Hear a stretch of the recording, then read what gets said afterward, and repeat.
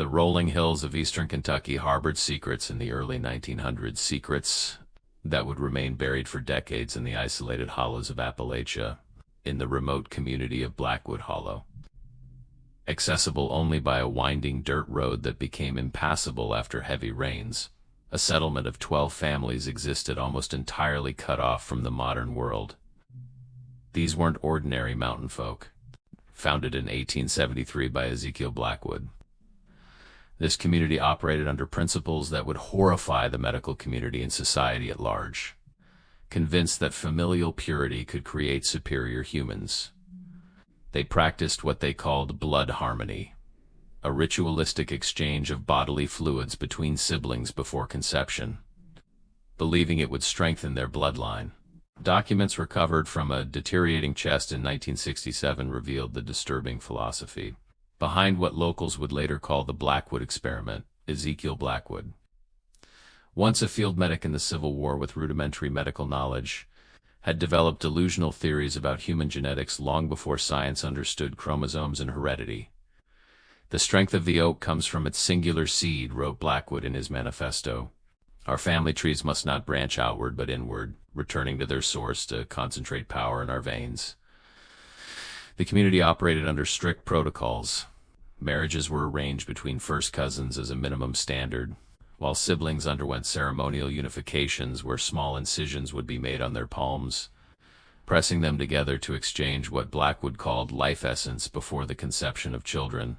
They believed this would produce offspring of superior intelligence and strength.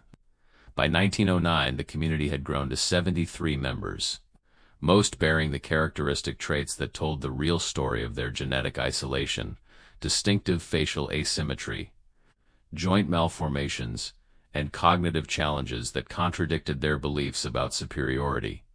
Yet they remained convinced of their righteous path. Isolating any children born with obvious imperfections in a separate cabin they called the waiting house. County records show that Reverend Thomas Harlow, a traveling preacher, stumbled upon the community in April 1909 after taking a wrong turn. What he witnessed would haunt him for the remainder of his life. "I came upon them during what appeared to be a ceremony," Harlow wrote in his journal, now preserved in the Kentucky Historical Society. "A young man and woman, bearing such similar features they could only be siblings, stood before the gathered crowd as an elderly man made incisions on their hands with a silver instrument. I watched in horror as they pressed their bleeding palms together while the assembly chanted phrases about purification and strength." Harlow escaped unseen and reported his findings to authorities in the nearby town of Pine Ridge. Sheriff James McAllister assembled a group of deputies to investigate the isolated community. What they discovered on May 3, 1909 would shock the conscience of Kentucky, and later become one of the earliest documented cases of orchestrated familial intermarriage in American medical literature. Make sure you're subscribed to this channel. You won't find these historically accurate investigations into America's darkest family secrets anywhere else. These are the stories society tried to bury, and only we're bringing them to light. The sheriff's party arrived at Blackwood Hollow on a misty morning, the fog hanging between the pine trees like gauze. They were unprepared for the scene that awaited them, not a ragtag collection of mountain dwellers, but an organized community with well-built cabins arranged in a perfect circle around a central meeting house. What immediately struck Sheriff McAllister was the physical appearance of the residents. As documented in his official report to the governor dated May 7, 1909, he noted, "The inhabitants share peculiar traits: set eyes, enlarged foreheads, and unusual gaits. Most troubling is their similar appearance, as though one were seeing the same person in different stages of life." Despite their claims of being separate families, the community initially welcomed the lawmen, believing them to be interested traders. This allowed McAllister and his deputies to observe their living conditions unimpeded. The cleanliness and order of the settlement stood in stark contrast to the physical condition of its inhabitants. Children as young as 5 showed signs of developmental delays, with several unable to speak coherently despite their age. Most disturbing was the building they referred to as the waiting house, Deputy Franklin noted in his supplementary report. "Inside we found 7 individuals with profound physical deformities. Kept separate from the main population, but treated with a disturbing reverence, as if their condition represented some form of spiritual elevation. Ezekiel Blackwood, by then 76 years old and revered as the founder, maintained meticulous records. His ledgers, later confiscated and analyzed by physicians from Johns Hopkins University, documented each family pairing, the ceremonial blood exchanges, and detailed measurements of the resulting children head circumference, limb length, intellectual development tests, and more. Dr. William Crawford, who studied the Blackwood documents in 1912, wrote in the Journal of Medical Ethics, "These records represent perhaps the most disturbing systematic attempt at human breeding in modern history." Blackwood was conducting what he considered a scientific experiment, complete with control groups and detailed observations. Decades before we understood the devastation such pairings would inevitably produce, the science behind what happened at Blackwood Hollow is now clear. When closely related individuals produce offspring, recessive genetic traits, often harmful ones, become more likely to pair up and express themselves. The community's physical and cognitive challenges were direct results of genetic mutations that would normally remain dormant but became expressed through continual intermarriage. Most shocking were the ceremonial aspects of the community's practices. Blackwood had created an elaborate pseudo-religious justification for what he called the purification. Twice yearly, during the spring and autumn equinoxes, the community would gather for ceremonies where new pairings would be announced and blood exchanges would occur. A journal belonging to Sarah Blackwood, Ezekiel's granddaughter, recovered from the site, provides a first-hand account. "Today I was joined with cousin Thomas. Grandfather made the sacred cuts upon our hands and joined them together as the family sang the hymn of strengthening. I felt the power move between us as our essences mixed. In 9 months, God willing, we shall bring forth the next perfect child." When confronted by Sheriff McAllister about these practices, Ezekiel showed no remorse or understanding of wrongdoing. Instead, he proudly displayed what he called his achievement: a detailed family tree showing 5 generations of carefully orchestrated pairings. What he saw as his life's triumph was, in reality, a document that would later be used as evidence in the case against him.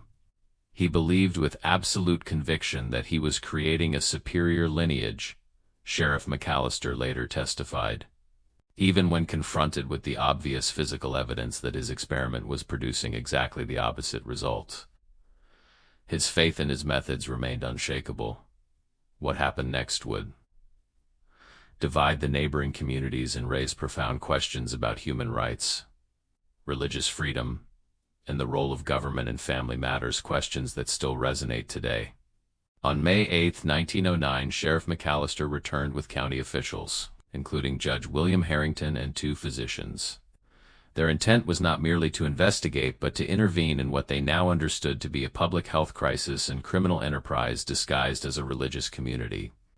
The confrontation turned violent when officials attempted to remove children from the settlement, believing they were under attack from impure outsiders coming to destroy their divine work. Several adult male members of the community armed themselves with hunting rifles and farm implements. The situation deteriorated rapidly, wrote Judge Harrington in his subsequent report. What began as a welfare intervention became a standoff, with innocent children caught between government officials attempting to protect them and family members who genuinely believed they were defending their children from harm. After a tense 4-hour standoff, negotiations led by Reverend Harlow convinced most community members to surrender peacefully. However, Ezekiel Blackwood and 4 male relatives barricaded themselves in the central meeting house with 13 children as hostages. If you're feeling the deep emotional impact of this historical tragedy, type "blood is not destiny" in the comments. Your voice matters in ensuring these dark chapters of our history are never forgotten or repeated. The siege lasted 2 days, during which psychological tactics were employed to secure the children's release. Letters from women in the community who had already been removed were delivered, begging for the children's safe return. Finally, on May 10th, the remaining resistors surrendered after Blackwood collapsed from an apparent heart attack. Medical examinations of the 73 community members revealed the devastating consequences of their practices. Dr. Eleanor Phillips, one of the examining physicians, documented her findings in a report that would later become a cornerstone of early genetic counseling literature. Of the 31 children examined, 27 display characteristics consistent with recessive genetic disorders. 18 show significant developmental delays. 12 have skeletal malformations requiring immediate medical intervention. 9 present with vision or hearing impairments. Perhaps most tragic are the 7 older children and young adults housed in what they called the waiting house, individuals with such severe conditions that they require constant care. The adult members of the community presented a complex moral and legal challenge. Many had been born into the settlement knowing no other way of life, indoctrinated from birth in Blackwood's beliefs. Others had joined voluntarily, attracted by Blackwood's charismatic promises of creating a higher form of humanity. The legal proceedings that followed set important precedents. Ezekiel Blackwood and 6 other community elders were charged with multiple counts of child endangerment and criminal negligence. The trial, held in Frankfurt to ensure an impartial jury, began on September 15, 1909, and lasted 11 days. Court transcripts reveal the prosecution's strategy of focusing on the physical harm caused, rather than the religious or moral aspects of the community's practices. Prosecutors presented medical evidence, including photographs and physician testimony, demonstrating the direct causation between the community's intermarriage practices and the children's conditions. The defense argued for religious freedom and parental rights arguments that failed to persuade the jury, who returned guilty verdicts after just 7 hours of deliberation. Judge Randolph sentenced Blackwood to 20 years imprisonment, though he would die of heart failure just 3 months into his sentence. The aftermath of the Blackwood case presented enormous challenges for authorities. What would become of the children and adults rescued from the community? Where would they go? How would they adapt to a world entirely foreign to them? The Kentucky Board of Charitable Organizations established a specialized facility near Lexington to house and treat the former residents. Named Pine Ridge Recovery Home, it became one of the first institutions in America specifically designed to address the medical, psychological, and social needs of individuals from isolated communities. Dr. James Morrison, appointed as the facility's director, pioneered treatment approaches that would influence institutional care for decades. These individuals require not merely medical attention but complete resocialization, he wrote in his 1911 report to the state legislature. They must learn that their physical conditions are not divine markers but unfortunate consequences of misguided practices. The recovery process was arduous. Adults who had known no other life struggled with basic social conventions and the concept that their deeply held beliefs were harmful. Children, more adaptable, progressed faster but carried emotional scars from their sudden separation from everything familiar. Sarah Blackwood's journal entries from the recovery home provide poignant insights. They tell us grandfather was wrong, that our ways were harmful. They show us pictures in books of what they call genetic disorders and tell us this is why my brother Daniel cannot walk properly. But if this is true, why did grandfather continue? Did he not see, or did he see and not care? I cannot bear either answer. By 1912, the younger children had been placed with foster families, many adopted by childless couples willing to manage their medical needs. Teenagers and adults with moderate functioning abilities were trained in suitable vocations: carpentry, sewing, cooking, that would allow them some independence. For those with severe conditions, the future was more constrained. The 7 individuals from the waiting house remained institutionalized for the remainder of their lives, though in vastly improved conditions compared to their previous situation. The case had lasting impacts on American law and medicine. In legal circles, Blackwood v. Commonwealth of Kentucky established precedent limiting religious freedom claims when practices caused demonstrable physical harm to children. In medicine, detailed studies of the Blackwood community contributed significantly to early understanding of genetic inheritance patterns. Professor Harold Jenkins of Harvard Medical School conducted a 30-year follow-up study tracking the outcomes of the 24 children who had been placed with foster families. His findings, published in 1939, showed mixed results. While many have achieved remarkable adaptation considering their starting points, the physical and cognitive challenges remain. Most telling is that none have reproduced, whether from physical inability or conscious choice, effectively ending the genetic lines. Blackwood sought to perfect. Perhaps the most profound legacy came from an unexpected source. Thomas Blackwood, Ezekiel's grandson, who had been 17 when the community was disbanded, eventually became a physician specializing in genetic counseling. After changing his name to Thomas Black, he dedicated his life to educating rural communities about the dangers of consanguinity. "I carried the physical markers of my grandfather's misguided vision," Dr. Black wrote in his 1957 memoir, The Burden of Blood. "My joined fingers and impaired vision are daily reminders.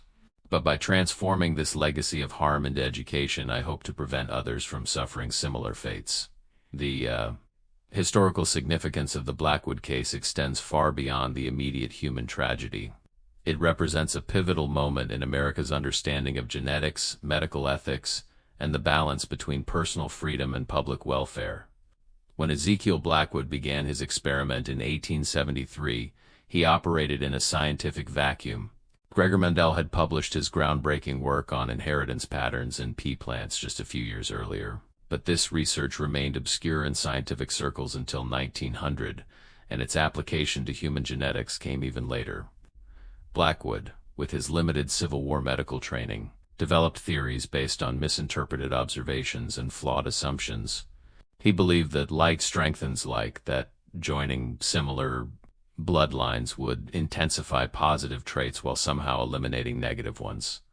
His ceremonial blood exchanges had no scientific basis but served to ritualize and normalize practices that society at large condemned. "What makes the Blackwood case so compelling from a historical perspective," wrote Dr. Margaret Williams in her 1988 analysis, "is that it stands at the crossroads of superstition and science. Just as modern genetics was emerging, Blackwood created a community that represented perhaps the last large-scale organized practice of ancient misconceptions about blood, family, and heredity. By the 1920s, the scientific understanding that emerged partially from studying the Blackwood case would inform state laws prohibiting marriages between close relatives, laws that remain in effect today. The case is now studied in medical ethics courses as an example of how scientific ignorance, charismatic leadership, and isolation can combine with devastating human consequences. The physical location of Blackwood Hollow itself has been reclaimed by nature. After the community's dissolution, the land was purchased by the state and intentionally allowed to return to wilderness, with structures demolished and materials removed to discourage curiosity. Seekers and possible admirers of Blackwood's philosophy, only a small plaque installed in 1989 by the Kentucky Historical Society marks the turnoff from the main road. Near this site stood Blackwood Hollow, settlement 1873 to 1909, location of a tragic chapter in Kentucky history and an important case in the development of genetic medicine and child welfare law. The human story continues through descendants of those who left the community before the 1909 intervention. Mary Ellis, great-granddaughter of a woman who fled the settlement in 1891, has worked to connect with other descendants, creating a support network for families still dealing with the genetic after-effects of the Blackwood experiment. "There's still so much shame and secrecy," Ellis explained in a 2018 interview. "Some families changed their names and never spoke of their connection to Blackwood. Others maintained the belief that they carried special blood. Our network helps people understand their medical history and process the complex emotions of this legacy." Medical records indicate that recessive genetic conditions continue to appear in descendants, though with decreasing frequency as the family lines blend with the general population. The Kentucky Department of Public Health maintains a voluntary registry for descendants, providing genetic counseling and specialized healthcare referrals. In 2005, Dr. Elizabeth Harper, a bioethicist at Duke University, organized a conference bringing together historians, geneticists, ethicists, and descendants to examine the lasting impact of the case. "The Blackwood experiment," she noted, "teaches us about the dangers of pseudoscience, the vulnerability of isolated communities to charismatic authority, and the complex interplay between religious freedom and child welfare. These lessons remain relevant today." The story of Blackwood Hollow serves as a powerful reminder that good intentions, when divorced from sound science and ethical considerations, can lead to profound suffering. It stands as a historical warning about the dangers of isolation, misinformation, and the misuse of perceived authority, lessons that continue to resonate in our modern world. If you've watched this far, it's because you value these deeply researched historical accounts. Leave a comment saying I watched until the end, so I can get to know you and understand who truly appreciates the important stories on this channel. Don't forget to subscribe for more hidden chapters of American history, like this video, and share it with others who appreciate thoughtful explorations of our complex past.